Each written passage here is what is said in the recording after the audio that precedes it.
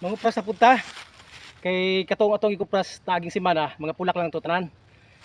So kanito tama gipasaka na to. So dili issue sa mo dinhi og ang katason sa nyog tungod kay maayo kay musaka ang mga musaka ayo kaning nyog. Gusto na pud ako ibabalo ninyo nga naay duha ka klase nga nyog dinhi sa mua o lubi.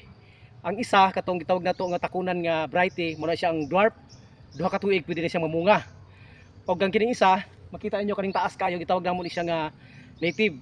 So gi-priority gid akong tanom ang mga native kay ang rason ako pag abot mga 5 years pataas gadaghan iyang bunga og mas baga compare sa mga dwarf duha ka tuig tinuod mamunga na siya daghan kaayo walay problema sa bunga daghan kaayo pero kung mo lapas na siya og mga 20 ka tuig pataas gagmay na kay siya kaayo so dili gid siya maayo pang kupras kay medyo gagmay usahay gani biyaan na lang sa mga trabahante namo ang gagmay dili na sila ganahan mo kupras kay gagmay kaayo mao na nga kini gina-priority nila ning mga tagas nga lubi kay pag abot sa panahon nga dili na kagusto dili na nimo personada ning yahang puno tungod kay gamay na lang og bunga pwede na pud nimo siyang ilamber so mo na mga purpose ug mo na mga advantage ug disadvantage.